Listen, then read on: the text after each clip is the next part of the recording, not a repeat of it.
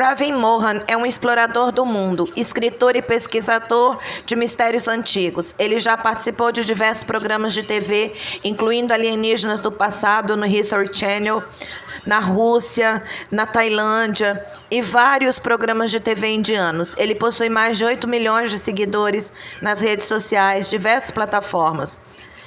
Ele é um monge hindu praticante, tornou-se um dos principais especialistas e uma voz de autoridade na cultura indiana antiga, nos templos, e está aqui hoje para falar conosco sobre esse tópico, como eles se relacionam com o fenômeno extraterrestre. Você está ouvindo Exopolítica hoje com o Dr. Michael Salla, sua fonte para a verdade sem censura, sobre a agenda humana, extraterrestre, global, política. Clique no botão curtir e inscreva-se nesse canal. E agora aqui está o Dr. Michael Salla. Eu gostaria de dar as boas-vindas, Pravin, à Exopolítica hoje. Obrigado por me receber, Dr. Salla. Sou muito fã de você. É um grande privilégio conversar com você. Oi para todos os seus seguidores. Bom, você foi altamente recomendado e eu acho que as pessoas ficaram muito entusiasmadas em ouvir o seu relato, seu conhecimento detalhado da cultura vitoriana, como ela se relaciona com a questão dos extraterrestres, do retorno dos deuses. Mas talvez possamos começar com você compartilhando como se envolveu nesse tema de estudo da cultura hindu antiga, seus templos e assim por diante. Então, eu tive muita sorte de ter nascido na Índia. Aqui nós temos milhares de templos antigos. A Índia ainda tem mais de 1 bilhão de hindus que seguem a antiga religião do hinduísmo. Agora, se voltarmos a um país como o Egito, onde existe a antiga cultura egípcia e a antiga religião egípcia, hoje nenhum egípcio segue essa religião.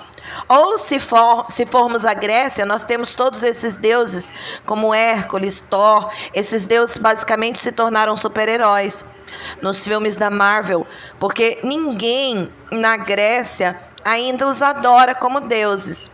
Mas na Índia ainda temos cerca de 1 bilhão de pessoas que adoram ativamente esses deuses hindus. Então, eu nasci no sul da Índia. Eu tive a oportunidade de passar muito tempo dentro dos templos, o que me deu uma grande vantagem. Porque eu podia, por exemplo, quando era criança, brincar de esconde-esconde dentro do complexo do templo. Imagina ser uma criança se esconder em uma das câmaras, olhando para todas aquelas estátuas gigantes que parecem estar olhando para você.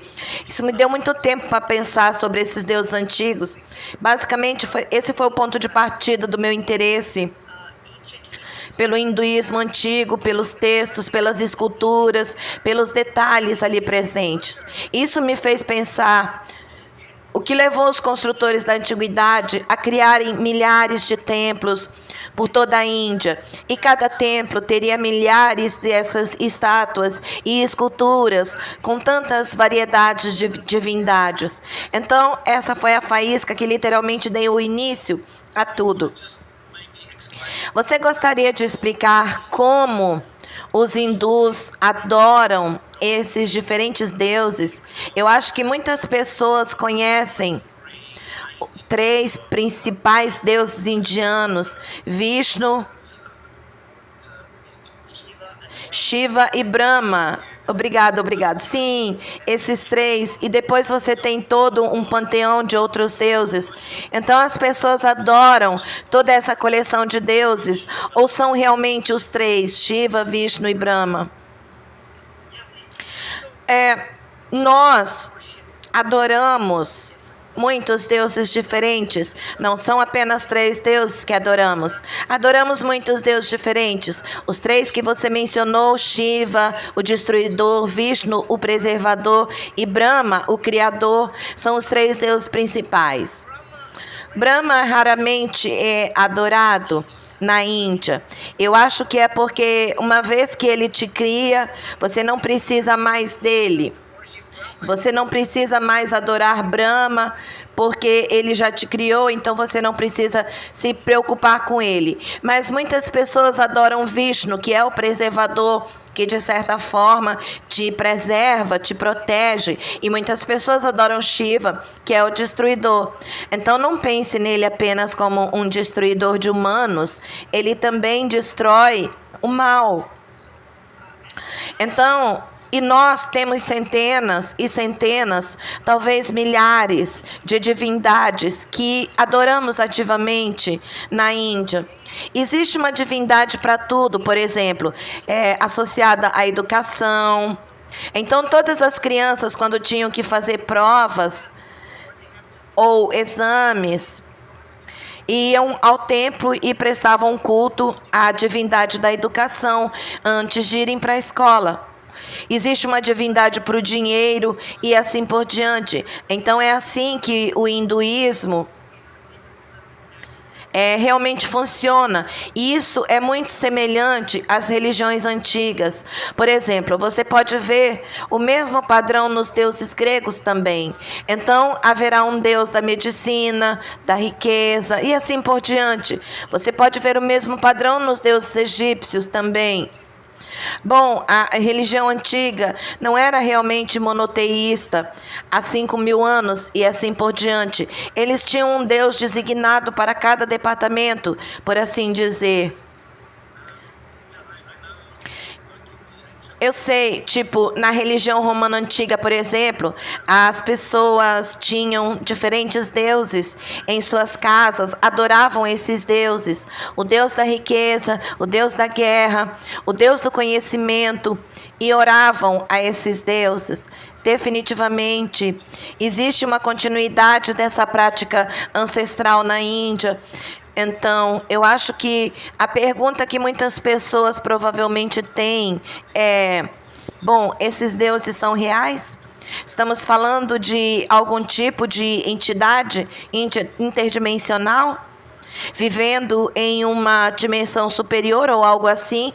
Ou estamos falando de seres de outros mundos, ETs que nos visitaram em algum momento ou até mesmo caminharam, interagiram abertamente conosco?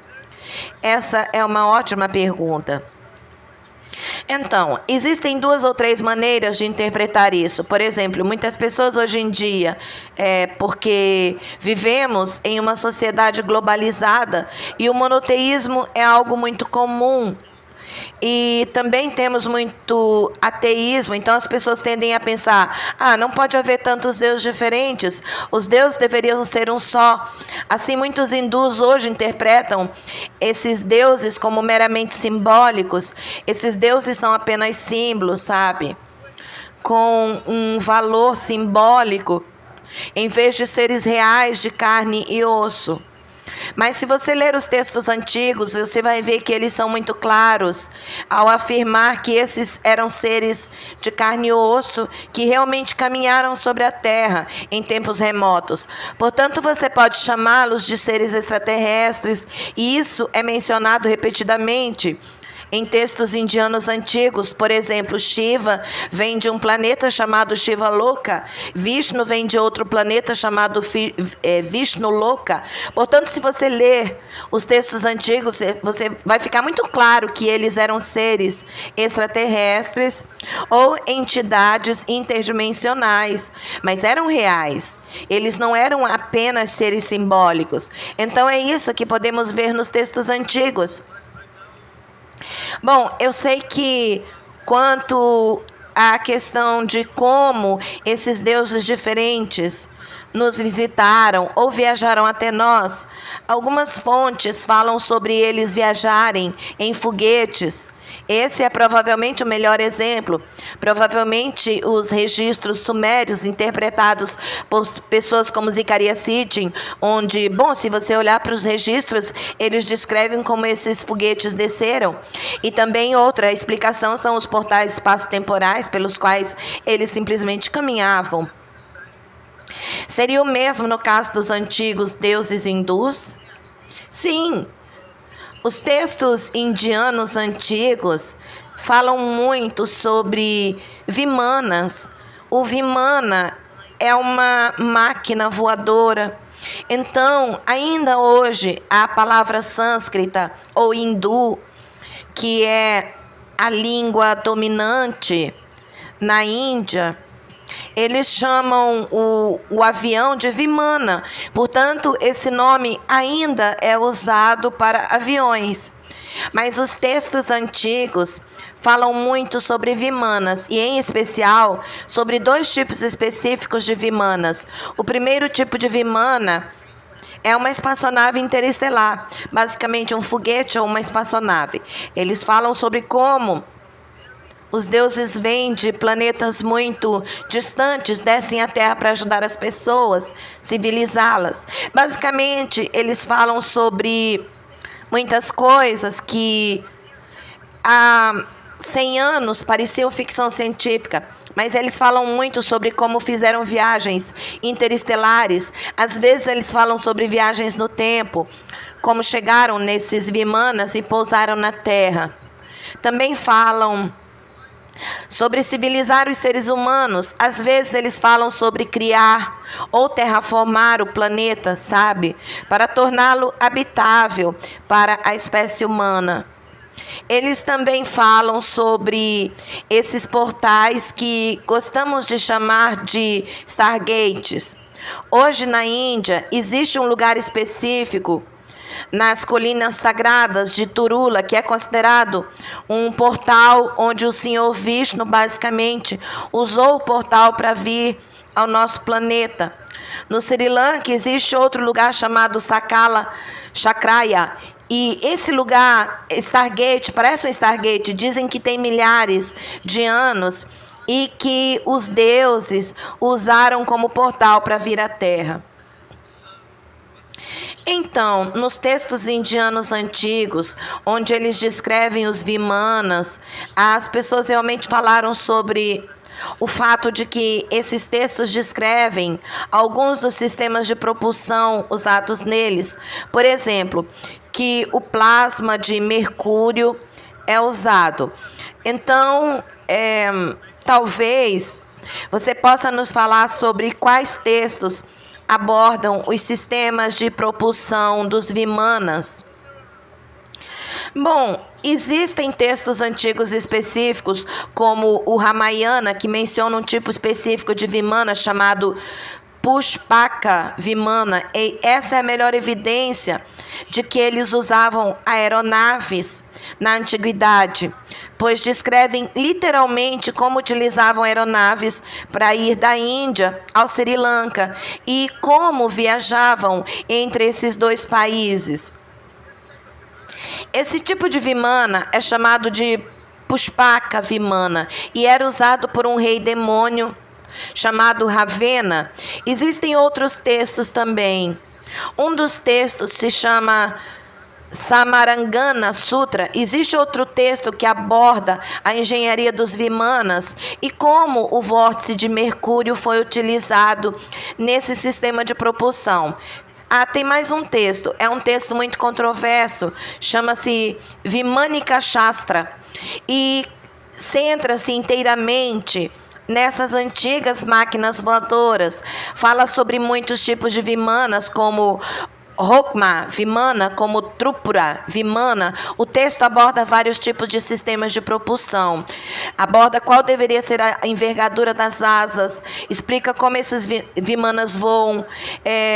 Mas esse texto chamado Vimanika Shastra é muito contestado, porque muita gente pensa, não, um texto assim não pode ser antigo, porque é muito científico.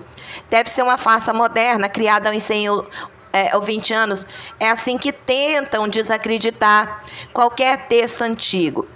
Mas nós temos muitos textos antigos que falam especificamente sobre esses vimanas, essas máquinas voadoras. No texto indiano, eles também falam sobre cidades voadoras. Então, essas cidades voadoras são coisas como nave-mães, que imaginaríamos vindas de outros mundos chegando aqui, ou nós estamos falando de cidades de fato, no sentido de humanos vivendo nessas cidades voadoras que estavam suspensas no ar. Então, ótima pergunta. É uma ótima pergunta. Então, em um dos textos, eles falam sobre uma cidade voadora ou até mesmo um país voador. Basicamente, o que eles fizeram foi enviar um pequeno planeta, uma espécie de corpo celeste para o espaço e terraformá-lo. Eles mencionaram isso. Isso é mencionado quando falam sobre uma personagem específica chamada Trishanku. Eles contam como analisaram um determinado corpo celeste ou planeta e perceberam que aquele planeta não era habitável para humanos. Então eles transformaram o local em terra, tornam um local habitável para os seres humanos. E é exatamente esse o caminho que pessoas como Elon Musk, Jeff Bezos estão seguindo hoje em dia. Eles querem ir em busca de um planeta, querem terraformar aquele planeta, querem tornar o local habitável para os seres humanos e então iniciar ali uma nova cópia da civilização humana. É isso que se diz sobre esse tipo de cidade voadora. Basicamente, eles pegam esses pequenos planetas e os tornam habitáveis para os seres humanos. Muitas pessoas conhecem o Mahabharata e o Bhagavad Gita, que falam sobre essa antiga batalha entre famílias rivais e fazem referência a todas essas armas ou astra. Então, eram essas coisas meio mitológicas ou eram armas astra da vida real que tinham um poder destrutivo incrível e que mesmo hoje seriam muito procuradas.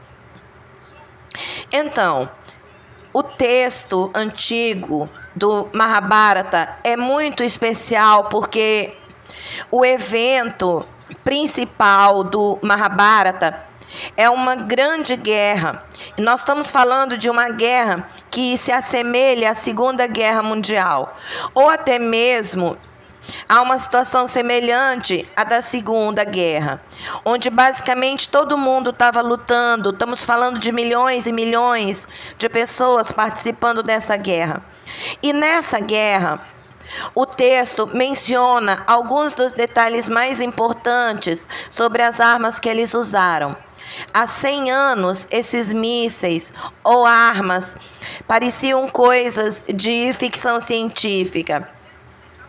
Por exemplo, eles falam de um astra chamado Brahasta.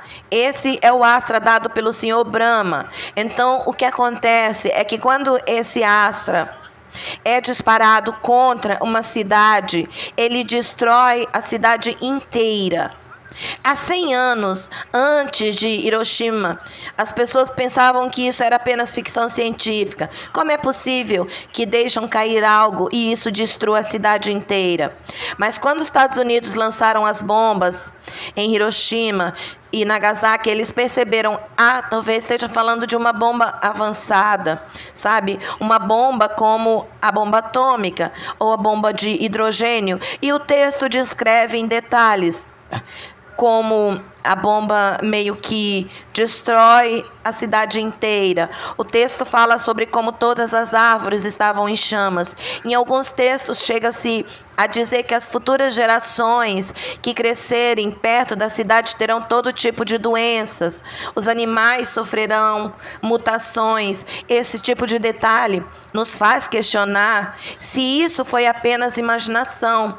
Será que eles realmente tinham essas armas avançadas na antiguidade? Porque parecem muito precisas, parecem estar em sintonia com o que vemos nos tempos modernos. Então, o poder destrutivo dessas armas teria sido algo que Como você disse, há 100 anos seria difícil de imaginar como uma cidade poderia ser simplesmente arrasada tão rapidamente. Você acha que as armas atômicas, isso era o Brahmastra, que foi descrito no Mahabharata? Sim, sim. Eles não falam apenas sobre os Brahmas, que são o equivalente à bomba atômica de hoje. Eles também falam sobre outras armas, as armas que vemos, como as armas que ouvimos falar hoje.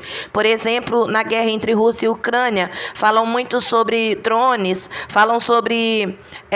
não são mais humanos lutando, não são mais pessoas indo lá e lutando fisicamente. Você pode ver drones automáticos atacando tanque. Essas pessoas estão completamente alheias porque não há humanos envolvidos. Você pode controlar esses drones por telefone à distância e fica ainda melhor, né? Porque hoje em dia já não usamos todos esses botões e dispositivos mecânicos. Você pode controlar pela voz todos esses tipos de armas. Basicamente você pode dizer vá e ataque esse local e fornecer a localização pelo GPS de longitude e latitude, e ele irá executar a tarefa. E é isso que nós vemos também em textos antigos. Podemos ver muitas dessas tecnologias ancestrais de drones, antigos vimanas, astras que podem voar sem que você precise fazer nada. Você precisa dizer um mantra específico, que é basicamente um comando de voz. Portanto, o Astra só é ativado se você der o comando de voz. Assim você pode ver toda essa tecnologia. Basicamente, na Índia Antiga, as pessoas recitavam um mantra específico, eles entoavam um mantra específico e esse mantra ativava essa arma, que então cumpria a sua função. Então você pode literalmente ver como, à medida que progredimos em nossa civilização hoje, estamos fazendo correspondências com textos hindus antigos. Há milhares e milhares de anos, até mesmo há 20 anos, as pessoas eram muito céticas, ficavam tipo, tá bom, como você explica isso? Tá? Eles entoam um mantra específico e essas armas são ativadas. Mas em 20 anos já alcançamos esse nível. Então, depois de 20 anos, nós entendemos. Então, basicamente, é como um comando de voz que pode ativar uma arma. Eu sempre digo isso. Se você ler um texto indiano antigo e ele não fizer sentido, espere 10 ou 20 anos, porque eventualmente a tecnologia moderna vai alcançá-lo. Então, existe uma cidade que é descrita como tendo evidências de uma guerra atômica. E eu sei que você já falou sobre isso antes, Daro. Então, você quer Mohenjo-Daro? Como se pronuncia? Mohenjo-Daro. Então, o que as pessoas ou os arqueólogos encontraram nessa cidade que sugere que Brahmastra foi usado? Bom, a cidade de Mohenjo-Daro costumava fazer parte do subcontinente indiano. Hoje em dia é encontrado no Paquistão. É um lugar muito misterioso. É considerada uma das civilizações mais antigas, até mesmo por arqueólogos renomados. Dizem que tem pelo menos 5.000 anos. Alguns dizem que é muito mais antiga. E essa cidade, se você for lá e observar as ruínas, você vai ficar bastante impressionado, pois tinha basicamente tudo o que uma civilização moderna possuía. Eles tinham estradas largas que se estendiam por mais de 3 ou 6 metros de largura. Então você pode entender que eles devem ter usado algum tipo de veículo se queriam estradas como aquelas. E as casas nos cantos tinham paredes arredondadas para não machucar as pessoas. E não tinham cantos afiados. Eles tinham paredes arredondadas porque Não queriam machucar pessoas que estivessem se movendo rapidamente, sabe, fazendo curvas. E isso definitivamente nos indica que eles tinham veículos avançados lá. Mas o que é realmente estranho em sítios arqueológicos como Marindouro é que parece que essa civilização não desapareceu gradualmente, certo? Então, a forma normal de uma civilização terminar seria com as pessoas a abandonando aos poucos. Pode levar décadas, até mesmo um século, para que as pessoas comecem a ir embora aos poucos. Mas Marindouro e outras partes da Índia que surgiram na mesma época, sobre o que podemos ver é que parece que todas as pessoas desapareceram repentinamente, perderam suas vidas. Se você olhar para esses esqueletos, parece que todo mundo simplesmente perdeu a vida. Não existem cremações adequadas, você não vê uma variedade de mudanças nas pessoas, pessoas se mudando e tudo mais. Parece que as pessoas simplesmente perderam a vida de forma muito repentina. E algumas pessoas pesquisaram os esqueletos encontrados lá e afirmam que ainda hoje existem níveis muito altos de radiação. Eles estão dizendo que são níveis altos de radiação. Os esqueletos estão todos em posição naturais, quase como se um Brahma tivesse sido lançado e as pessoas tivessem perdido a vida repentinamente. E isso é considerado uma evidência do antigo Brahmarsha. Alguns templos hindus têm uma aparência muito incomum, quase como foguetes, e até mesmo muito semelhante aos Vimanas. Aqui está um templo que consegui encontrar. Você pode nos contar sobre esse templo em particular? Acho que se chama Virupaksha. Então, você quer nos contar sobre esse templo? Esse templo antigo de Virupaka fica na antiga cidade de Hampi, que agora está no estado de Karnataka. É um templo muito fascinante, tem muitas coisas. Existe um efeito específico chamado efeito estenopeico, e esse templo realmente o utiliza. Existe um pequeno buraco nas paredes desse templo, e através das paredes a sombra dessa torre se projeta, e você pode ver a sombra invertida nas paredes do templo. Isso é chamado de efeito estenopeico. As pessoas acham que descobriram esse efeito há alguns séculos, mas nesse templo antigo você pode realmente ver esse efeito. As pessoas conheciam esse efeito há milhares de anos. Agora, a torre, quando você vê essa torre, a primeira coisa que vem à mente é um foguete, né? E isso não é por acaso. Essa torre também é chamada de Vimano. Portanto, Vimana significa duas coisas. Vimana significa máquina voadora, mas também significa a torre do templo. E ambos parecem foguetes. Esse é um exemplo que você está apresentando, mas se você for lá e começar a procurar pelas torres de todos os templos antigos da Índia, você vai ver que o mesmo formato aparece repetidamente. E todas essas torres de templos também são chamadas de vimanas ou máquinas voadoras.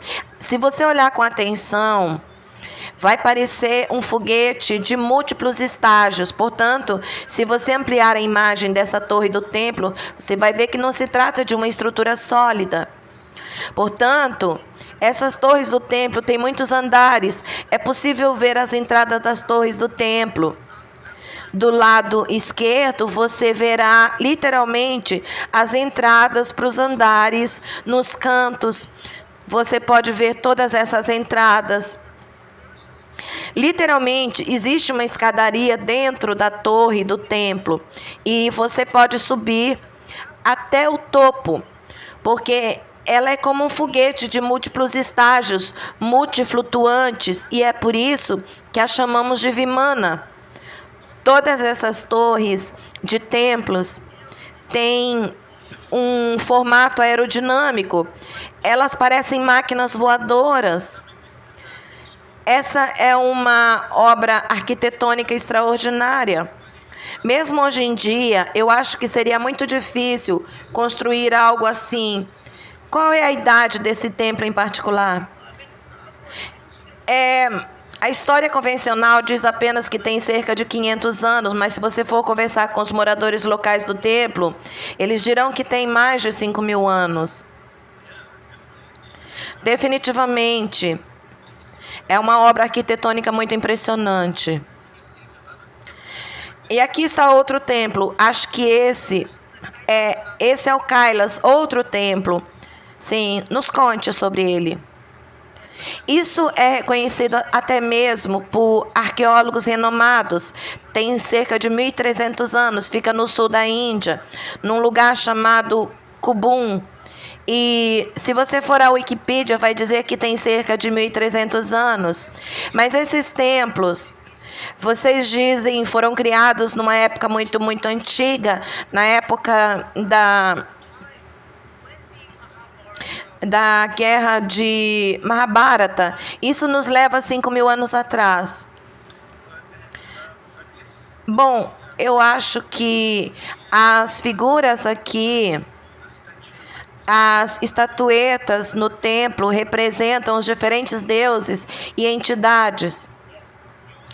Você verá que os próprios templos foram criados de uma maneira muito especial. Por exemplo, você poderá ver muitos animais esculpidos por todo o templo. Aqui nesse templo você pode ver muitos leões, você pode ver leões prontos para atacar. Mas se você olhar para o rosto dos leões, verá que eles não são realmente leões, porque têm chifres. Esses são animais chamados yalis, e você verá essas figuras de yali representadas repetidamente nos templos indianos, na Índia e no Camboja. Podemos ver muitos desses tipos de animais extintos, por exemplo. É muito comum ver esculturas de dinossauros em antigos templos indianos. Por exemplo, num templo hindu no Camboja, isso é chamado de templo do carrinho de bebê superior. Você verá literalmente um dinossauro, verá um estegossauro esculpido no templo principal do Camboja. Se você vir essa escultura, não terá dúvidas de que esses caras estavam esculpindo dinossauros. Então, os dinossauros foram extintos há milhões de anos, certo? Segundo paleontólogos, mas ainda assim podemos ver as representações desses dinossauros esculpidas nesses antigos templos hindus. Falando em Camboja, talvez você possa nos contar sobre Angkor. Você pode descrevê-la melhor como uma cidade antiga, de idade desconhecida, que foi encontrada lá no Camboja? Nos conte sobre... Sim. É uma grande coincidência, porque nós vamos fazer uma turnê no Camboja em março. Você não sabia, mas está sendo divulgado agora mesmo. Nós vamos fazer uma excursão a templos antigos em março, daqui a uns 3 meses, onde iremos ao antigo templo de Angkor Wat. Muitas pessoas não entendem quão grandiosa foi essa civilização antiga. Por exemplo, esqueça o maior templo hindu do mundo. Pense na maior estrutura religiosa do mundo. Pense, por exemplo, em qual seria a maior estrutura religiosa dentre todas as religiões, entre o cristianismo, o islamismo, o hinduísmo, o budismo e até mesmo as antigas religiões egípcias. A maioria das pessoas pensaria, deve haver alguma igreja ou uma mesquita, mas na verdade é esse templo hindu conhecido como Angkor Wat. Angkor Wat é a maior estrutura religiosa do mundo. e se estende por hectares e hectares. O templo de Angkor Wat inteiro é maior até mesmo que a cidade do Vaticano. É tão grande e nem sequer fica na Índia. Mas as pessoas pensariam: a Índia é o berço do hinduísmo, certo? Então você esperaria que o maior templo hindu estivesse na Índia? Mas não, ele fica no Camboja e leva dias para explorar tudo isso. Passamos um dia e meio lá, toda vez que vamos lá numa excursão, passamos um dia e meio lá porque as mulheres se estendem. As muralhas se estendem por 1 milha, literalmente. Quando vamos visitar as muralhas, temos que caminhar ao redor delas, observando esculturas que se estendem por 1 milha inteira. E as paredes não estão vazias. Cada centímetro está coberto de entalhes, de Ramayana, do Mahabharata. Você pode ver todo tipo de animais diferentes, ver os nagas, animais semelhantes a répteis, ver diferentes deuses. Angkor Wat é um ótimo lugar para visitar. Eu diria que é uma das maravilhas do mundo. Parece incrível. Eu adoraria poder participar de algo assim. Você mencionou os nagas, então você pode nos contar quem são os nagas e qual a importância deles na religião hindu? Então, no hinduísmo, no budismo e em outras religiões como o janaísmo na Índia, também se fala sobre nagas. Os nagas são deuses com aparência de répteis, que se parecem com serpentes. Basicamente, os nagas serão representados como uma serpente de 1 cabeça, de 3 cabeças, de 5 cabeças, com um corpo semelhante ao de uma serpente. Esses são deuses reptilianos mencionados repetidamente em textos indianos antigos.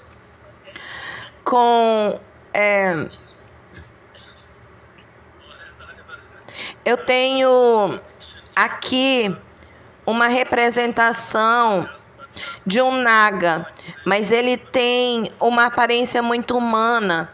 E eu acho que faz parte da tradição que os nagas podiam se transformar de cobra em algo como parcialmente humano. Absolutamente. Assim, os nagas não são apenas seres semelhantes a répteis, mas também podem se transformar em qualquer coisa que desejarem. Eles se disfarçam de seres humanos repetidamente e vivem entre nós. E é aqui que fica muito interessante, porque é muito comparável às nossas teorias sobre répteis que vivem entre nós e fazem todo tipo de coisa e que não conseguimos entender, mas que são mencionados em textos indianos antigos como nagas. Os nagas são divindades reptilianas que vivem sempre no subsolo e não gostam de sair para viver na superfície. Mas se o fizerem, também podem mudar de forma e viver entre nós. E não sentimos nenhuma diferença pelo fato de sabermos que são répteis. Eles falam muito sobre isso, como um camaleão, ou esses lagartos, como eles conseguem se camuflar com o tipo de ambiente para o qual se movem. Então, os camaleões mudam de cor conforme se movem para um lugar diferente. E os nagas são descritos da mesma forma, como capazes de se integrar à sociedade na qual desejam se inserir.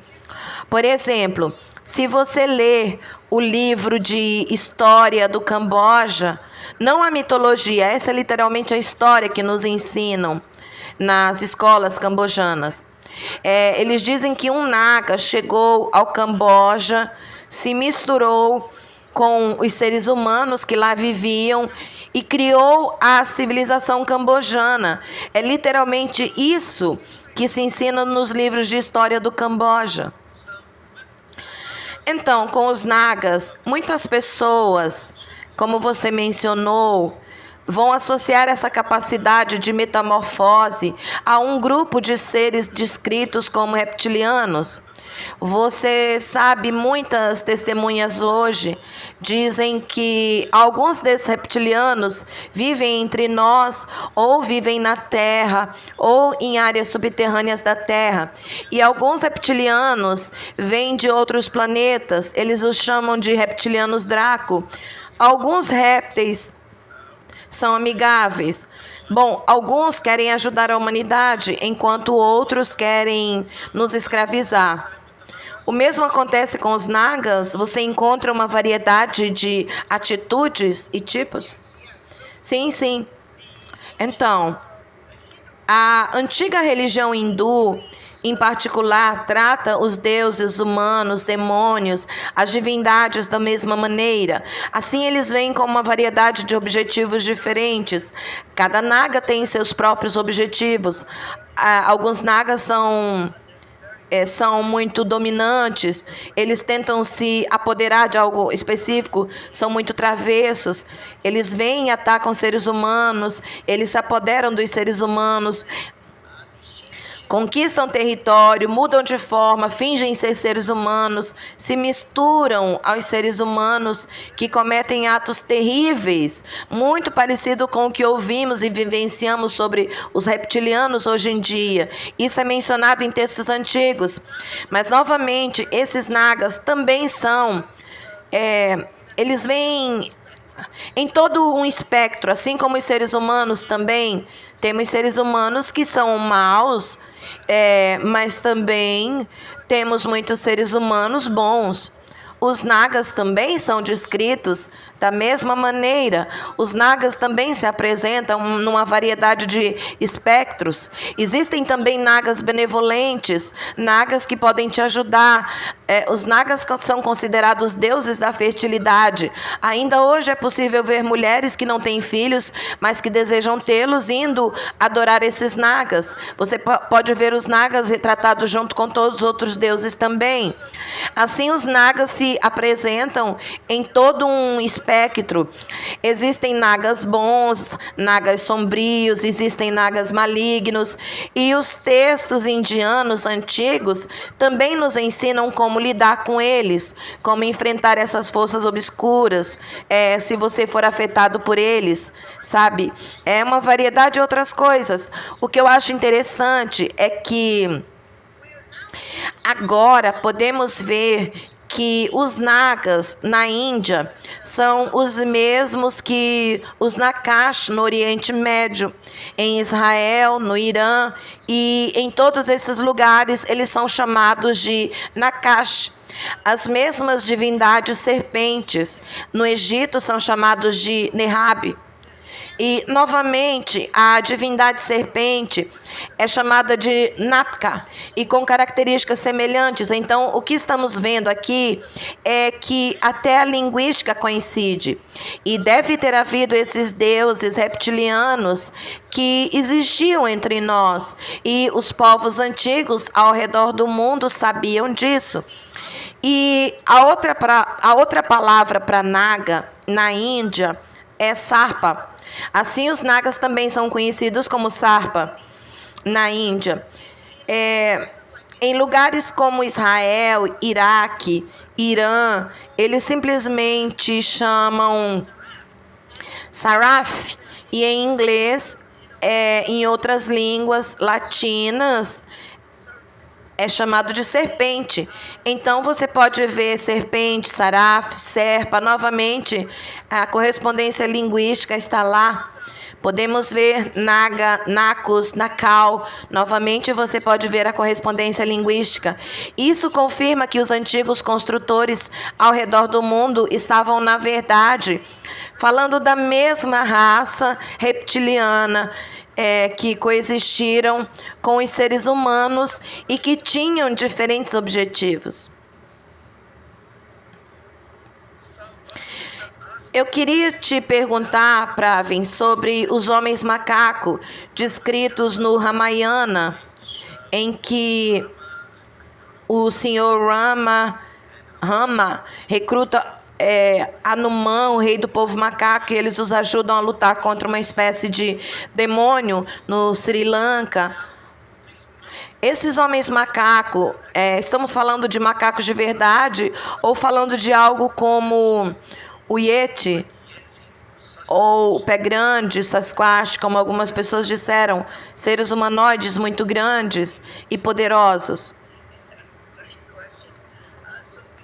Bom, no texto antigo do Ramayana, há menção a uma raça chamada Van. Não temos um nome para isso. Então, as pessoas tendem a pensar neles como macacos. Mas a palavra Uvan, na verdade, significa humanos da floresta. A palavra Van, na verdade, significa Vana. E N é uma combinação de duas palavras. Vana significa floresta ou selva, e N significa humanos. Então nós os imaginamos como figuras semelhantes a humanos ou a macacos, vindos da floresta. Não macacos propriamente ditos, mas eles eram um pouco mais avançados. O texto do Ramayana fornece muitos detalhes sobre isso. Por exemplo, eles tinham força sobre-humana. Eles eram capazes de arrancar árvores. E isso é muito interessante, porque podemos compará-los com o pé grande, Yeti ou Sasquatch, de novo. Então, já que esses seres são conhecidos por arrancar árvores ou plantá-las de cabeça para baixo, é sabido que eles arrancam essas árvores e as colocam de cabeça para baixo. Isso é mencionado no antigo texto do Ramayana, onde se diz que os Ivana são conhecidos por arrancar árvores e lutar entre si. Os Ivana não sabiam usar armas. Eles não sabiam usar tecnologia sofisticada como os humanos, por exemplo. Eles eram muito propensos à mudança de humor. Eles tinham um período de atenção muito curto. Se viam uma fruta, tinham que comê-la. Assim, é possível observar os instintos animais ali, mas eles caminhavam sobre dois pés, eles trabalhavam com os humanos. No texto antigo do Ramayana, o herói Rama não possui muitos homens, então o que ele faz é recrutar todo um exército de Sasquatch, por exemplo. Então, ele recruta todo o exército de Sasquatch e esses pés grandes ajudam Rama.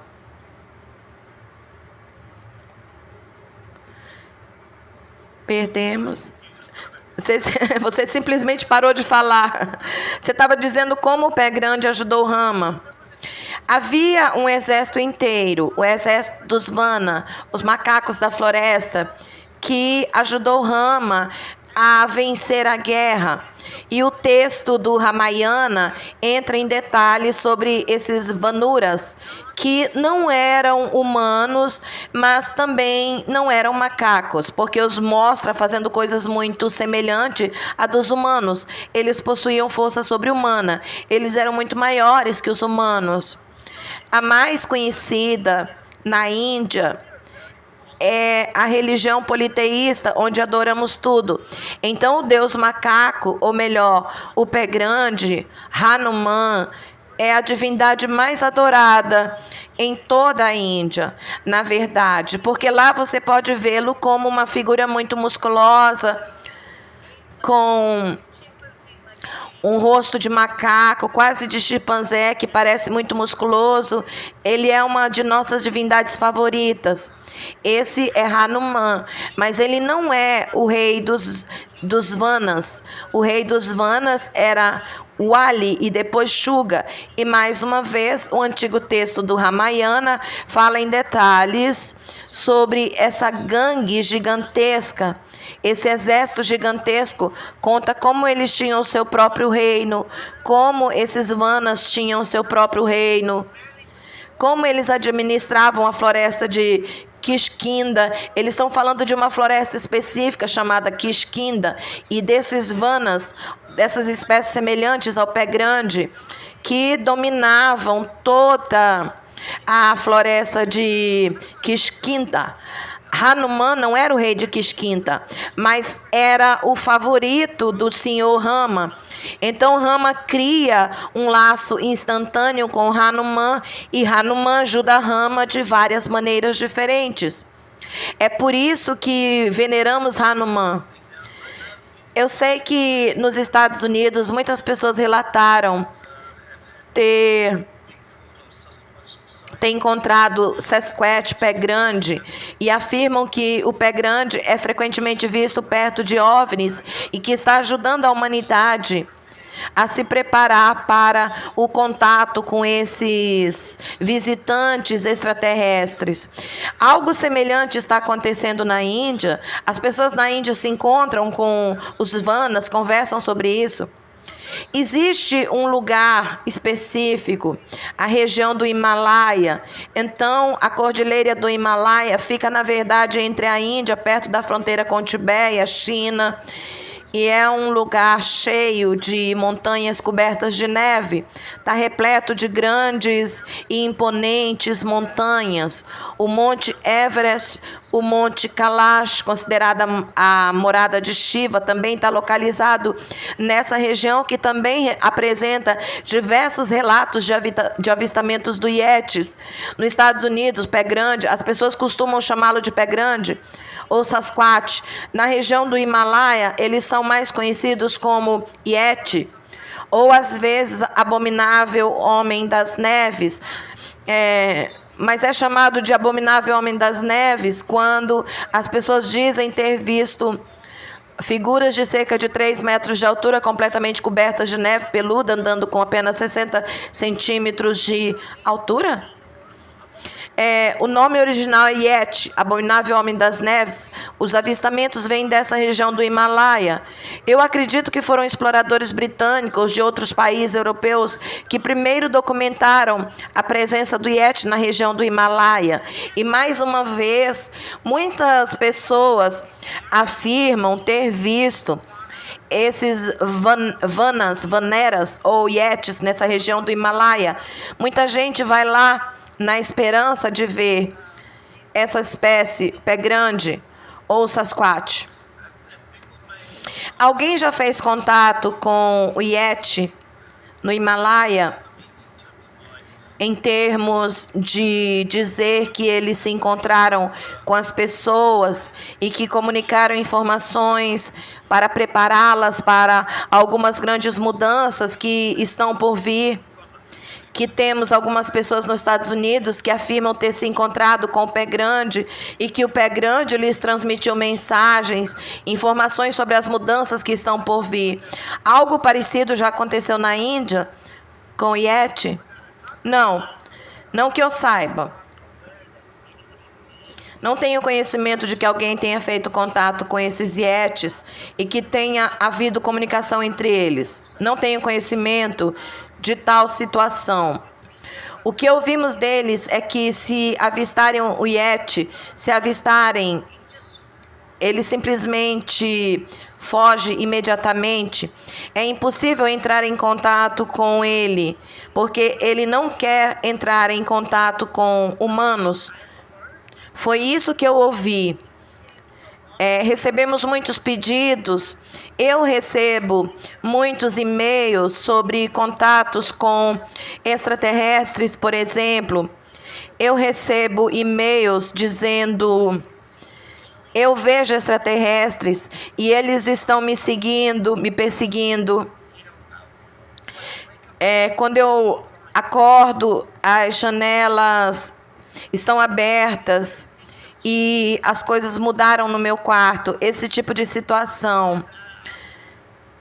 Eu trabalho nessa área que também está relacionada a OVNIs, extraterrestres e alienígenas, mas há muito pouca conscientização sobre esse tipo de contato alienígena na Índia. Eu sei que você viajou bastante pela Índia, Tailândia, Camboja e outros lugares. Você já se deparou com pirâmides? Nós sabemos da existência de pirâmides no Egito e nas Américas. O que você sabe sobre pirâmides na Ásia? Então, quando normalmente falamos de pirâmides, geralmente estamos pensando no Egito, nos maias, da América Central ou nos astecas, mas na civilização hindu existem muitas pirâmides. Por exemplo, a pirâmide mais antiga conhecida no mundo é a pirâmide de Saqqara, ou Dojo, no Egito. Isso foi há cerca de 4.500 anos. Foi comprovado até mesmo pela arqueologia convencional que foi construída há cerca de 4.500 anos. Mas existe uma pirâmide em uma cidade chamada Delhi, na Índia. Essa pirâmide tem 5.000 anos. Assim, essa pirâmide é anterior à pirâmide egípcia em alguns séculos. Então, você ainda pode ir a Delhi e ainda pode ver essa pirâmide. Claramente parece uma pirâmide. E no topo você verá um cilindro gigante. Você pode ver que ainda está lá. Pelo menos uma parte ainda está. No topo dessa pirâmide você verá um cilindro gigante. Essa é a única pirâmide hindu.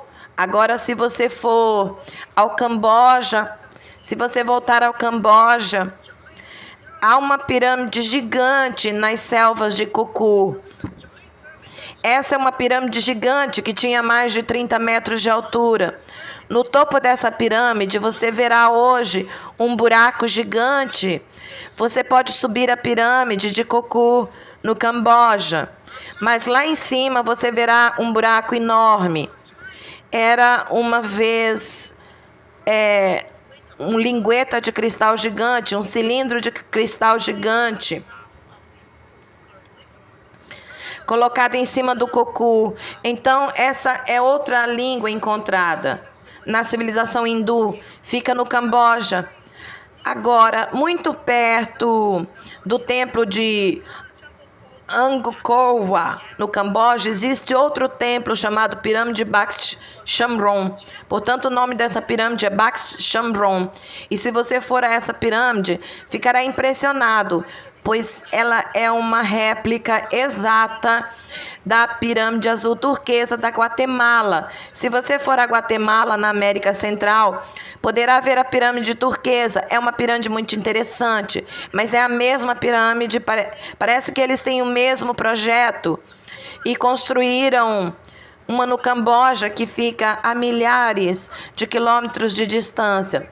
Agora, quando fomos à Tailândia recentemente, mostramos mais pirâmides. Essa pirâmide é chamada de pirâmide de Sita.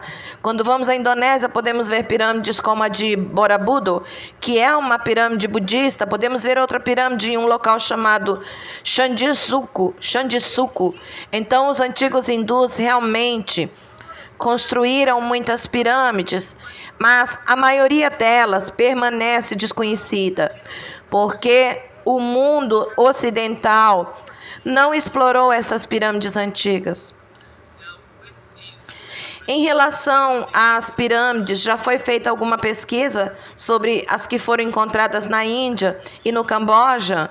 Será que alguém ou um ex-arqueólogo já examinaram o interior desses objetos e determinaram para que eram usados? Há quem diga que as pirâmides do Egito eram usadas como não sei, eram câmaras de iniciação, estruturas geradoras de energia. O que você acha das pirâmides que você conhece? Não existem técnicas avançadas utilizadas na Índia ou em países do Sudeste Asiático, como a Tailândia e o Camboja. A maioria dos sites não foi devidamente a maioria dos sítios não foi devidamente datados. O procedimento real de datação por carbono realizado na maioria dessas estruturas são aplicadas técnicas muito primitivas, mas não há varredura nesses sítios. Ninguém tentou entrar nessas pirâmides para ver o que tem lá dentro. Na maioria das vezes, eles presumem que seja apenas uma estrutura sólida de pedra. Eles não costumam pensar no que haveria dentro dessas pirâmides, e isso é algo muito, muito importante. mas devido a vários motivos, inclusive por falta de dinheiro, a maioria dos governos não tem orçamento suficiente para realizar escavações adequadas nesses sítios arqueológicos. Seria ótimo se pudéssemos escanear essas pirâmides. Assim como a pirâmide de Gizé foi escaneada recentemente. Vimos pessoas como Filippo Beyond, Armando Mais, escaneando as pirâmides de Gizé e descobrindo o que havia embaixo delas. E encontraram estruturas que penetram muito profundamente no solo. Então, eles passam por isso. Mas na Índia, e no Sudeste Asiático, também precisamos examinar essas pirâmides e templos para ver o que está enterrado no subsolo.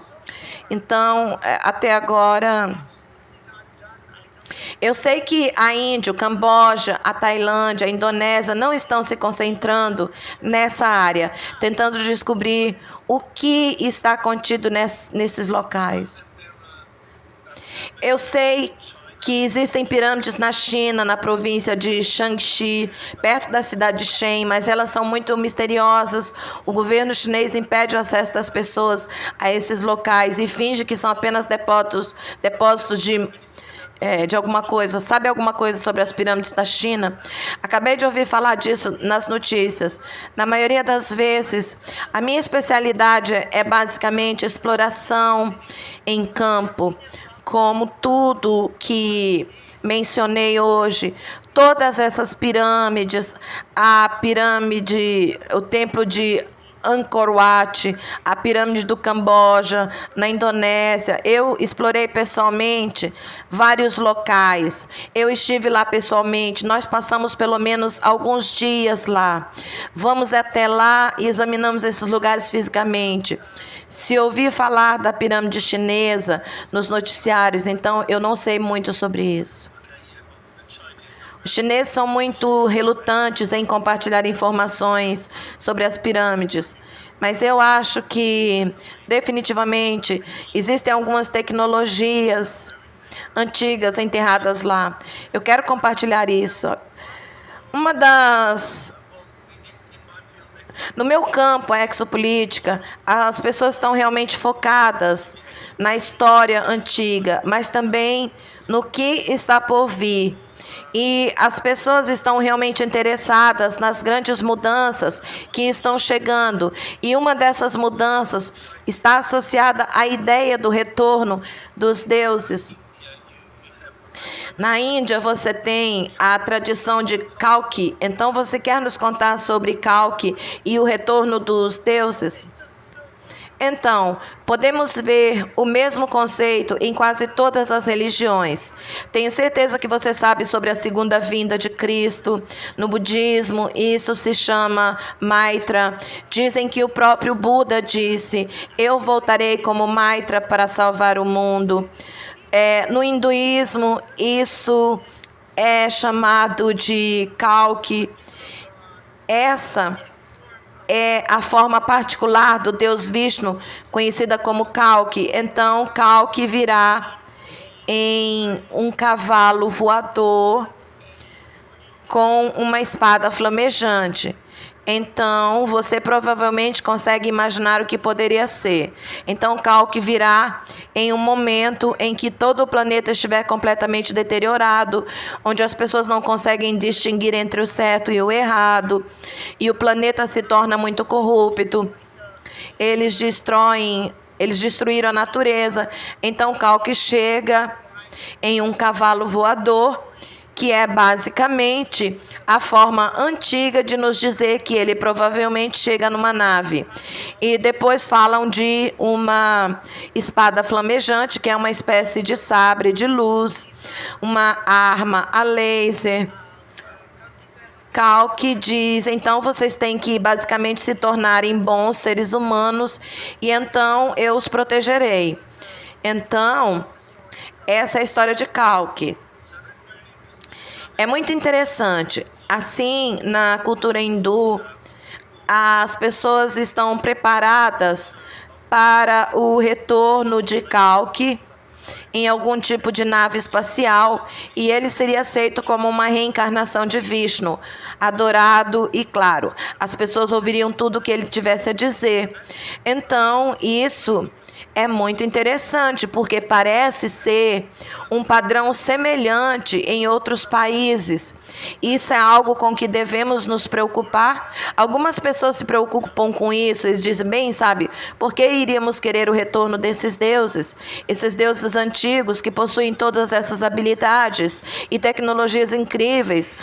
Adorá-los é algo bom ou ruim para a humanidade? Eu não sei se essa é uma pergunta muito boa. Eu acho que você poderia argumentar como saber se é um Kalki, um Naga ou alguma outra força maligna que vem numa nave. Como você seria capaz de diferenciar isso? Nós devemos aceitar uma entidade extraterrestre ou interdimensional como um Deus, submeter a nossa vontade a ele? Isso é uma pergunta muito interessante. Eu acho que só vamos descobrir quando isso realmente acontecer. Nesse momento, nós estamos considerando isso como uma teoria. Eu certamente vejo isso como uma teoria e também consigo modelar isso porque a mesma história se repete várias vezes. Por exemplo, no budismo, é Maitreya quem vem. É basicamente a segunda vinda de Buda.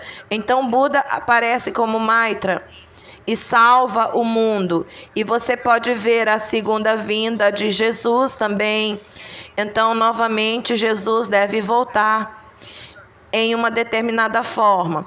Então, essa é uma peça muito interessante. Só o tempo dirá. Nesse momento, eu não sei como reagiria se isso realmente acontecesse diante de mim. Certamente, isso nos traz muitas perguntas. Porque quando acontece na vida real, por exemplo, o próprio Buda foi muito difamado em sua época. O próprio Buda, sendo uma pessoa muito pacífica, foi difamado e passou por muitos problemas durante o seu tempo, muito semelhante ao próprio Jesus. Então, quando isso realmente acontece diante de nós, não sabemos como as pessoas vão reagir. E eu certamente estou muito aberto a isso. Para mim, é de interesse acadêmico que todas as religiões digam a mesma coisa. É mais uma questão de realidade. Não é uma preocupação real para mim que isso aconteça bem na minha frente. Eu acho que é isso que vai acontecer. Mas para mim é muito interessante que todos os textos antigos nos digam a mesma coisa, que os deuses reapareceriam e salvariam o mundo. Isso é muito importante. O que você descreveu, esse é um sistema de crenças que pode ser encontrado em todo o mundo. Em muitas tradições, muitas pessoas estão esperando por isso, pelo retorno dos deuses, o retorno de Jesus, o retorno de... esperando por milagres para curar a si mesmo e a seus familiares e assim por diante. Mas também existe outra maneira de encarar os eventos atuais, que é a de que temos dentro de nós a consciência da fonte infinita, ou que somos deuses criadores e que precisamos nos voltar para o nosso interior e vivenciar essa conexão. Você quer falar sobre isso, sobre o que você faz ou sabe a respeito sobre como estabelecer uma conexão com a própria luz e a fonte interior? Certamente, uma das razões, se você pensar bem, é que vamos a qualquer país do mundo e podemos ver que a religião antiga do país foi destruída, a antiga religião egípcia foi destruída, as antigas religiões gregas e romanas foram destruídas. Mas como é possível que ainda tenhamos 1 bilhão de hindus intactos na Índia?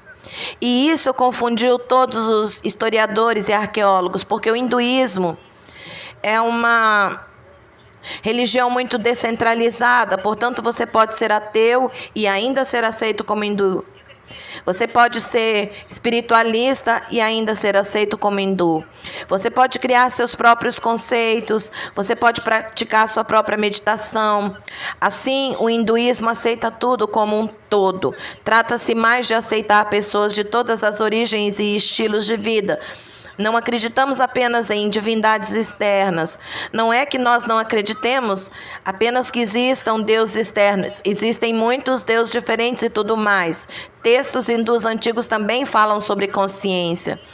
Eles falam sobre o Deus interior, falam sobre o Deus sem forma, ou o Parabrahma. O texto aborda a consciência interior, a sua consciência, como você pode alcançar a iluminação simplesmente concentrando-se no seu interior. Simplesmente concentrando-se no seu interior. Na Índia, a antiga língua Tamil chama Deus de Kal, que basicamente significa estar dentro, ir além do que está dentro. Então, literalmente, Deus é visto como algo dentro de você. Então, o que fazemos na Índia? Fazemos isso com frequência, temos ótimas equipes, muitas pessoas vêm me procurar. O que fazemos é meditar e ativar nosso chakra Kundalini. Meditamos, isso é completamente informe. Não praticamos nenhum tipo de ritual hindu, nem nada parecido.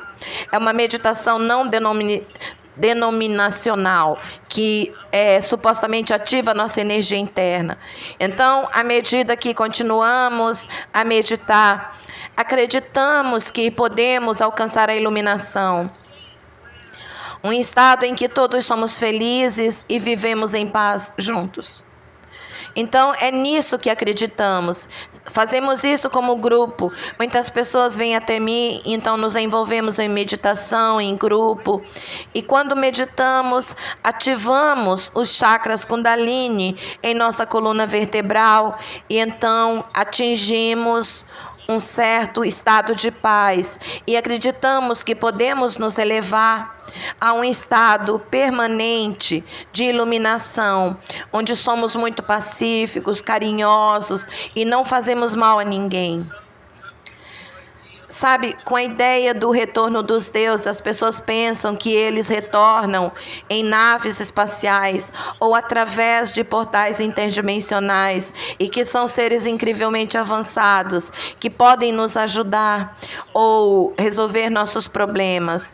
Mas, por outro lado, você pode encarar isso como um retorno da capacidade ou talvez como uma lembrança de como acessar a luz interior, o divino interior, para que todos possamos realizar o nosso potencial, em vez de depender de agentes externos para nos curar ou nos ajudar, nos voltemos para dentro e manifestemos a nossa própria vida abundante, carreira, parceiro ou o que quer que busquemos.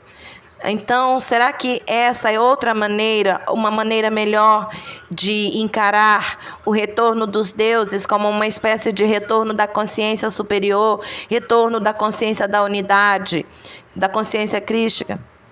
No budismo, isso é mencionado de forma muito clara. Afinal, quem é o Senhor Buda? Nesse momento, a partir de hoje, temos 500 milhões de pessoas que seguem o budismo. Afinal, quem é Buda? Assim como Buda era hindu desde o nascimento, ele também ele nasceu com o nome de Siddhartha Gautama. Ele era um príncipe, ele era filho de um rei, ele era muito humano. Ele não é como uma divindade extraterrestre, portanto, ele é muito humano. Ele acabara de nascer filho de um rei, ele era um ser humano, mas por que o adoramos? Porque 500 milhões de pessoas o adoram como um Deus hoje em dia. Porque como ele se tornou, como ele passou de Siddhartha a Buda, o que ele fez? Ele não fez nada além de meditar para alcançar um nível superior de consciência. Assim, o Senhor Buda é o exemplo de como um ser humano comum pode se elevar a ponto de se tornar um Deus. Então, basicamente, o Senhor Buda aparece. O Senhor Buda não era o Senhor Buda quando deixou seu reino. Ele era apenas um sem-teto. Siddhartha Gautama era apenas um sem-teto que caminhava por toda parte em busca da iluminação, sem depender de quaisquer forças sobrenaturais. Ele não estava tentando contatar entidades interdimensionais. Ele não estava sendo contatado por seres extraterrestres. O que Siddhartha Gautama fez foi basicamente meditar, ativar a sua consciência, a sua luz interior e se elevar ao nível de Buda. Ele alcançou um estado permanente de iluminação e é por isso que o chamamos de Deus. Então, aqui nós temos uma religião real que nos mostra que você não precisa de nada especial, você não precisa de nenhum fator externo. Os seres humanos possuem o poder interior para se tornarem deuses, para atingirem esse estado de consciência e alcançarem um estado de êxtase permanente, onde são permanentemente felizes. Então eu acho que essa é uma das principais razões pelas quais essas religiões antigas, como o budismo e o hinduísmo, falam tanto sobre alcançar a paz e a iluminação através da meditação. Uma das coisas que sempre notei nas religiões orientais é que elas sempre acabam focando na introspecção, na meditação e no estabelecimento de estados superiores de consciência. Não encontramos isso com tanta frequência nas religiões ocidentais ou judaico-islâmica, cristão, que se concentra na adoração de algum ser externo, entregando o seu poder a ele. Mas nas religiões hindu-budistas, como você disse, existe a tradição de buscar o interior. Então eu sei que você é um monge praticante, eu sei que você organiza excursões. Então, sabe, o que você está fazendo agora, que poderia inspirar as pessoas a embarcarem em uma jornada semelhante de introspecção e empoderamento pessoal. Nós temos essa excursão no Camboja. Bem, o que fazemos é... Quando eu acabei de voltar de uma turnê pela Tailândia, existem templos antigos, então o grupo que me acompanha na excursão, nós encontramos lugares específicos nos templos antigos, então nós vamos até essas câmaras antigas, sentamos, meditamos, e isso tem um efeito incrível sobre nós. Na verdade, esses templos que visitamos tem milhares de anos. Então, muitas pessoas vinham a esses mesmos lugares, meditavam, assim como nós. A arquitetura dessas câmaras é muito singular. Quando entoamos mantras, cantamos coisas como Om, você pode ver como reverberam. Tem uma vibração única que parece ter um efeito curativo nas pessoas. Então, com certeza, eles podem vir comigo nas excursões. Se eles estiverem na Índia, podem vir para Chennai. Temos algumas sessões de meditação. Eu ajudo pessoas com meditação para que elas possam ativar seus chakras e assim por diante. Mas, no fim das contas, eu tenho certeza de que esse é o seu objetivo também, que nos tornemos seres humanos melhores, que nos ajudemos mutuamente e que tenhamos um estado de consciência mais elevado. O site que você recomenda é o que você oferece para que as pessoas possam encontrar informações sobre seus passeios, entrar em contato com você. O endereço é provin.com, meu nome é Provin. Você pode acessar o endereço que vai aparecer aí. Se eles quiserem se inscrever para a turnê, temos uma turnê programada para março. Bom, esse é um passeio muito especial porque levamos Angkor Wat, que é o maior templo hindu do mundo e também a maior estrutura religiosa.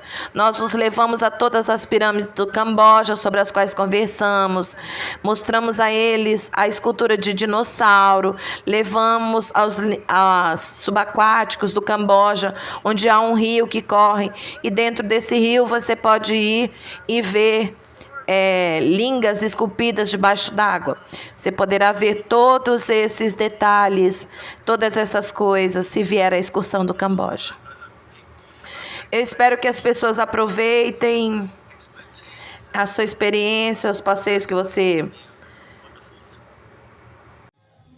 Gente, depois de tudo isso que a gente ouviu, talvez a pergunta mais importante não seja quando os deuses vão voltar, mas onde eles sempre estiveram. As antigas tradições, especialmente as orientais, nos lembram de algo poderoso e ao mesmo tempo simples. A fonte, a luz, a consciência, e tudo isso está dentro da gente. Tudo isso habita dentro de nós. Talvez o verdadeiro retorno não seja de seres externos vindo nos salvar, mas o despertar da nossa própria consciência, da nossa capacidade de acessar a paz, a clareza e a iluminação a partir do nosso interior. Não como algo distante, reservado a poucos, mas como um potencial humano real, possível e acessível. Buda, ele foi humano. Siddhartha foi humano. E ainda assim, ao olhar para dentro, ele se tornou um símbolo vivo do que cada ser humano pode alcançar quando se reconecta com a sua essência. Então, em vez da gente esperar por milagres externos, que tal a gente silenciar um pouco, respirar e começar essa jornada interior? Porque talvez o maior milagre seja lembrar quem nós realmente somos. Espero que vocês tenham gostado. Quem não é inscrito no canal, por favor, se inscreva. Deixe seu like, deixe um comentário. Deixo vocês em amor e luz. Namastê.